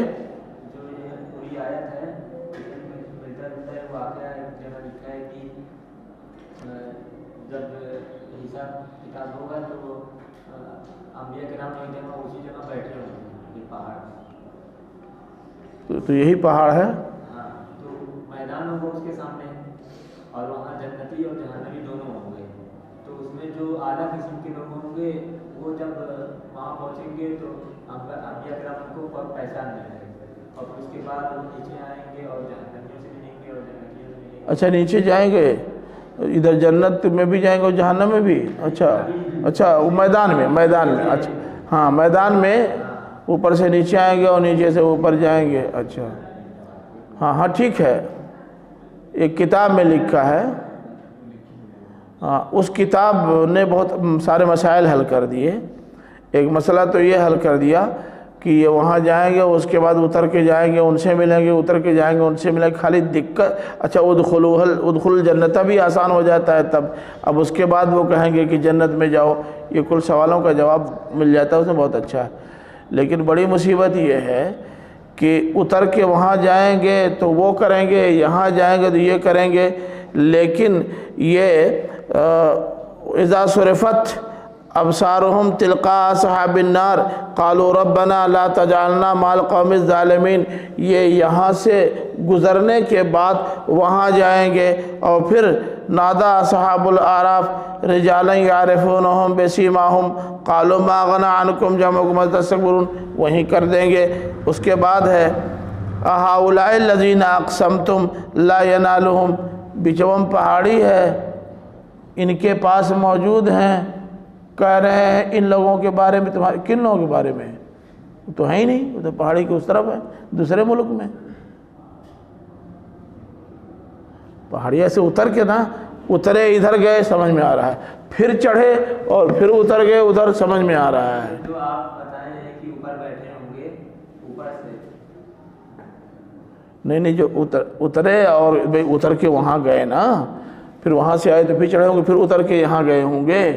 اب جب یہاں گئے تو ان سے یہ کہنا یہی لوگ ہیں جن کے بارے میں، کہاں ہیں وہ لوگ؟ تو جیسے ابھی یہی ہیں 10 لوگ ہیں، ہاں 10 قسم کے ہوں گے نا، ہاں جس میں جنتی اور جہنمی دونوں بھی ہو سکتے ہیں۔ بالکل صحیح بات ہے۔ وہی بات ہے۔ نہیں سوال یہ ہے کہ جب آپ نے کہہ دیا کہ اچھے لوگ ادھر ہیں اور برے لوگ ادھر ہیں، بیچ میں پہاڑی ہے، آپ نے طے کر دیا، تب ملے جلے کیسے رہیں گے؟ دونوں بات مت کہیے، یا تو یہ کہیے کوئی پہاڑی نہیں ہے، حشر کے میدان میں ہے، وہیں کرسی لگا دی گئی ہے، تب تو ٹھیک ہے۔ لیکن جب پہاڑی آپ نے مان لی، اتار کے وہاں پہنچایا، اتار کے یہاں پہنچایا، وہاں سے اتر کے نیچے آئیں گے ہاں اور دونوں قسم اب دونوں کہاں ملیں گے؟ جب اتر کے نیچے آئے اور بیچ میں پہاڑی ہے تو وہ ادھر اور یہ ادھر، دونوں کہاں ملیں گے؟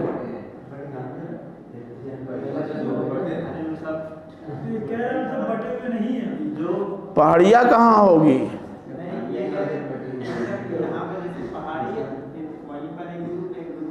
اور بینہما، ان دونوں کے بیچ میں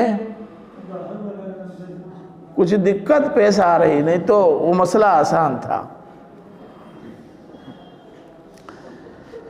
وہ ایسی جگہ ہیں جہاں سے ادھر بھی دیکھ رہے ہیں، وہاں سے ادھر بھی دیکھ رہے ہیں، ان کو مبارکباد دے رہے ہیں، ان کی تفضیح کر رہے ہیں۔ مسئلہ صرف یہ ہے کہ یہ ہے کون لوگ؟ یہ بتاؤ۔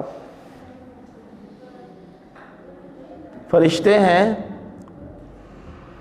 اگر فرشتے ہیں تو ماننا پڑے گا کہ ان کو بھی جنت میں جانا ہے، اس لیے ابھی گئے تو نہیں ہوں گے لیکن اس امید اور آرزو میں ہوں گے کہ جنت ملے گی۔ ان کو بھی جانا ہے جنت یا جہنم میں؟ اگر نہیں تو فرشتے نہیں ہو سکتے۔ اب رہی دوسری بات کہ جہاد میں جانے والے ایسے لوگ جو ماں باپ کی اجازت کے بغیر گئے، جنہوں نے ایک اچھا کام کیا کہ جہاد میں گئے، ایک غلط کام کیا کہ ماں باپ سے پوچھا بھی نہیں۔ اللہ کے رسول صلی اللہ علیہ وسلم نے کئی موقع پر فرمایا، جب لوگوں نے کہا اللہ کے رسول میری ماں بہت بیمار ہے، کوئی دیکھنے والا نہیں، مگر میں جہاد میں حصہ لینا چاہتا ہوں، تو اللہ کے رسول نے کیا فرمایا؟ اپنی ماں کی خدمت کرو، یہی تمہارے لیے جہاد ہے۔ کہا لیکن میں جانا چاہتا ہوں، کہا جاؤ گے تو گناہ گار ہوگے۔ تو گویا نیک کام کرنے والے بھی اور گناہ کرنے والے دونوں ہیں۔ ایسے لوگوں کو کیا حق پہنچتا ہے کہ ان کو مبارکباد دے؟ جن کی کل نیکیاں ہی نیکیاں، ان کو مبارکباد دے رہے ہیں کون؟ جو برے بھی ہیں اور اچھے بھی ہیں۔ اب تیسری رائے لے لیجئے، علماء اور فقہاء اس سے مراد ہیں، تب تو ہم لوگوں کا مسئلہ حل ہو جائے گا، باقی لوگ اپنا سمجھیں۔ اب جو لوگ علماء و فقہاء نہیں، کتنوں اللہ والے ہوں لیکن وہ ہمارے مرتبے کو نہیں پہنچیں گے، اور ہم کتنوں چیٹر ہوں، روز چندہ کر کے کھا جاتے ہوں، تب بھی انشاءاللہ ہمارا مسئلہ حل رہے گا۔ بڑا گڑبڑ ہے یہ، تو یہ بھی نہیں ہے۔ تو اب ایک رائے بچتی ہے، وہ جن کی نیکیاں اور بدیاں دونوں برابر ہوں۔ جن کی نیکیاں اور بدیاں دونوں برابر ہوں گی، جی میں بھیجتا ہوں، ٹھیک ٹھیک ٹھیک۔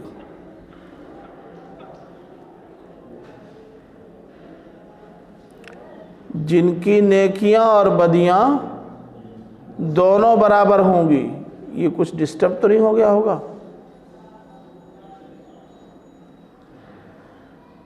اب آپ بتائیں کہ جن کے بارے میں ابھی یہ فیصلہ ہی نہ ہوا ہو کہ جنت میں جانا ہے کہ جہنم میں، اور اپنے اعمال کی بنیاد پر وہ مطمئن بھی نہیں ہوں گے کہ جنت ہی ملے گی، ایسے لوگ اہل جنت کو مبارکباد تو دے سکتے ہیں، کوئی حرج نہیں ہے۔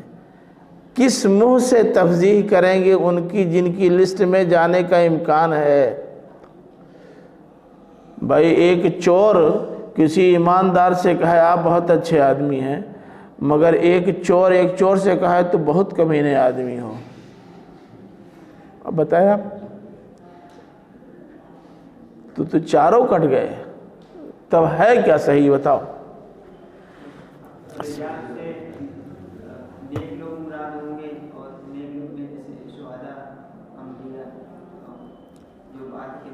انبیاء، شہداء اور جسے کون لوگ، وہی تو پوچھ رہا ہوں۔ جب سب نیک لوگ وہاں چوٹی پہ ہوگے تو یہاں کون ہوگا؟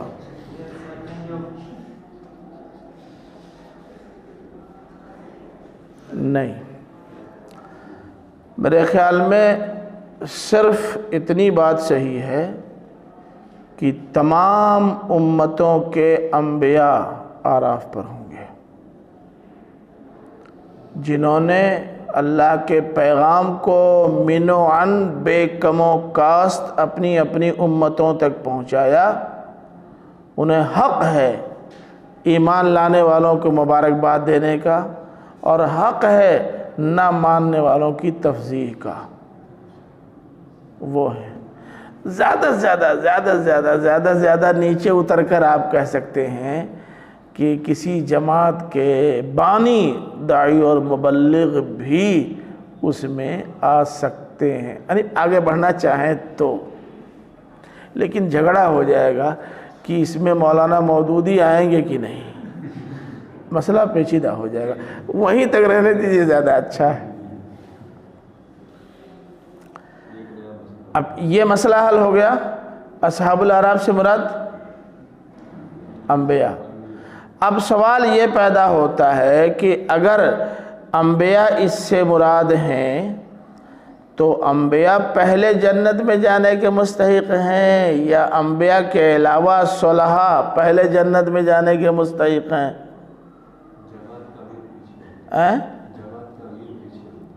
جماعت کا امیر پیچھے ہوتا ہے، یعنی ایسا ہوتا ہے کہ جماعت کے افراد کو تو انعام دے دیا جاتا ہے اور امیر کے بارے میں ابھی نرنے نہیں ہوتا، ایسا ہوتا ہے کیا؟ تب کا ہے یتمعو آیا ہے، یتمعو یتمعو تب کیوں آیا ہے نا کچھ گڑبڑ؟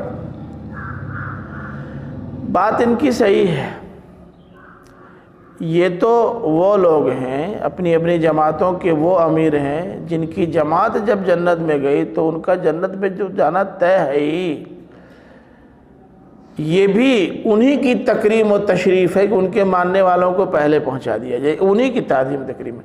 اب رہی بات یتمعو کی تو تھوڑا تمعن کا معنی سمجھنے کی ضرورت ہے۔ تمعن اظہار تواضع کے لیے بھی آتا ہے، یعنی جانا تو پکا ہوگا لیکن وہ تواضع میں کہہ رہے ہوں گے کہ امید ہے کہ اللہ تعالی ہم کو بھی معاف کر دے گا، یہ تواضع میں کہہ رہے ہوں گے، اور تواضع میں ایسا کہا جاتا ہے۔ حضرت ابراہیم علیہ السلام سے پوچھو، نکالو سورہ شعراء آیت نمبر 82، سورہ شعراء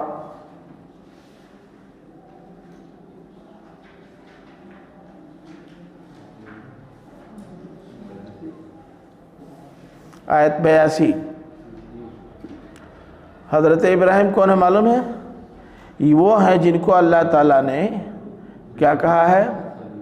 خلیل اللہ، اکیلے ہیں پوری انسانیت میں جن کو اللہ تعالیٰ نے خلیل قرار دیا۔ خلیل جانتے کس کو کہتے ہیں؟ خلیل، خلیل کس کو کہتے ہیں؟ خالی دوست تھوڑے، رفیق بھی دوست، لنگوٹیا یار، خلیل مانے لنگوٹیا یار، مطلب ایسی دوستی جس سے سارے ناز و نیاز کی باتیں کی جا سکتی ہیں، وہ دوست ہے خلیل۔ اللہ تعالیٰ نے خلیل قرار دیا، اور خلیل ہی نہیں قرار دیا، باقاعدہ سرٹیفکیٹ بنا کے دے دیا کہ وَجَعَلْنَا لِلْمُتَّقِينَ إِمَامًا، تمام متقیوں کا امام تم کو ہم نے بنا دیا۔ وہ کیا کہہ رہے ہیں؟ ہاں وَالَّذِي أَطْمَعُ أَن يَغْفِرَ لِي خَطِيئَتِي يَوْمَ الدِّينِ، مجھے طمع ہے کہ میرا رب میری غلطی کو قیامت کے دن معاف کر دے گا۔ شبہ ہے ذرا بھی؟ اگر کوئی غلطی حضرت ابراہیم سے ہوئی ہوگی نادانستہ تو کیا ذرا سا بھی ان کو شبہ ہے کہ اس کی بنیاد پر میری گرفت ہو سکتی ہے؟ لیکن یہ اظہار عجز ہے، اظہار نیاز ہے، اور آدمی انکسار میں یہ بات کہتا ہے امید ہے کہ ایسا ہو جائے گا۔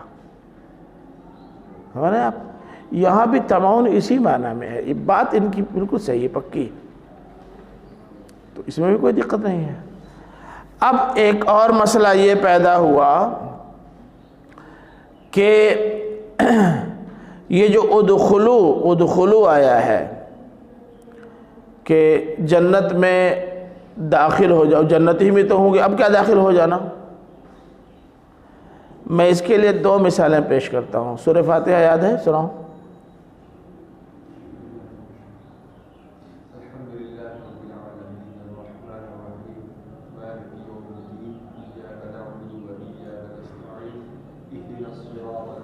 بس آپ کہہ رہے ہیں اہدنا الصراط المستقیم، کیا مانے؟ ترجمہ کرو. چلا کہاں سے لے آئے آپ؟ ہدایت میں چلا نا، دکھانا نا، سیدھا راستہ دکھانا. اے اللہ ہمیں سیدھا راستہ دکھا دے. کون کہہ رہے ہیں؟ جو سیدھے راستے پر ہیں. ایسے بھی بولا جاتا ہے. آپ دیکھ رہے ہیں نہیں؟ اچھا چھوڑو، لفظ داخلہ ہی پہ آ جاؤ. حضرت یوسف کو دیکھو، سورہ یوسف کھولو، آیت نمبر 99.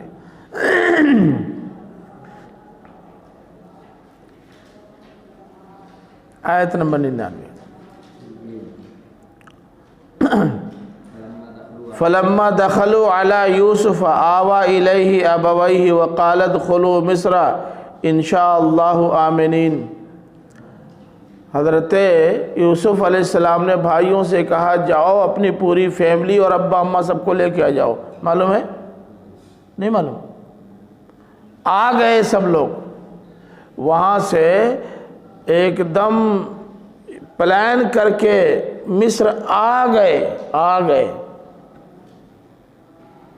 اور اس موقع پر جب کہا کہ جاؤ وہاں سے کل ختم کر کے اب آ جاؤ یہیں رہنا، آ گئے مصر میں. اس موقع پر حضرت یوسف نے اپنے والدین کو اپنے پاس رکھا اور باقی لوگوں کے لیے مصر کی زمین میں مکانات الاٹ کر دیے. دیکھ رہے ہیں؟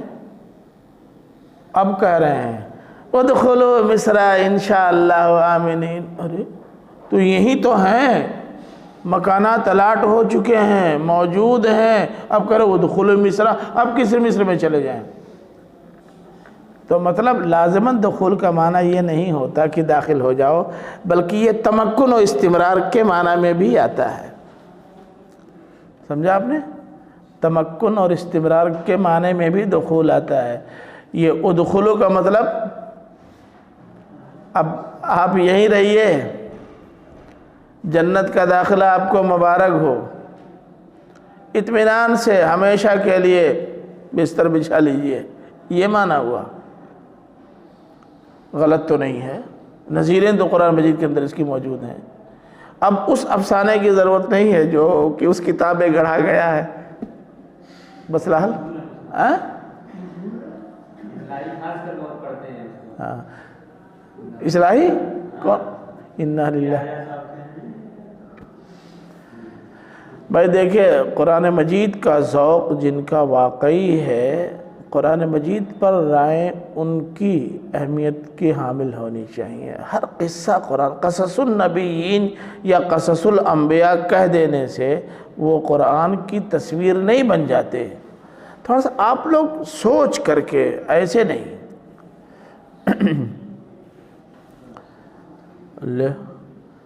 لا خوف علیکم ولا انتم تحزنون. نہ تم پر کوئی خوف ہوگا اور نہ تم رنجیدہ خاطر ہوگے. اس کے سلسلے میں پیچھے بتا چکا ہوں. خوف کا تعلق مستقبل سے ہے اور حزن کا تعلق ماضی سے ہے. آپ بہت غمگین لگ رہے ہیں. کیوں؟ وہ اصل میں آج چلا تھا تو فون آ گیا تھا کہ آپا کی طبیعت کچھ ناساز ہے. جو کام ہوا ہے اس کا اثر طبیعت پر ہوا، تب غم آیا. یہ ماضی سے اس کا تعلق ہے. بہت گھبرائے ہوئے ہیں، کیا بات ہے؟ اصل میں ایک لڑکے نے کہا ہے آج راستے میں پاؤں گا تو بہت ماروں گا. اس کا ڈر لگ رہا ہے. ابھی مارا نہیں ہے، مارے گا. خوف تو خوف کا تعلق نہ کوئی غم ہوگا اور نہ خوف ہوگا نہ غم. کیا مطلب؟ یعنی آئندہ کی زندگی میں کوئی پریشانی نہیں ہے اور نہ جنت چھننے کا اندیشہ ہے، اس لیے جاؤ بنداس.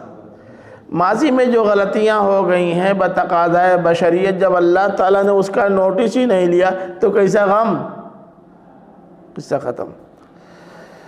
اچھا جانے دو بھائی، جانے دو، جب نہیں یہیں رکنا چاہتے ہو تو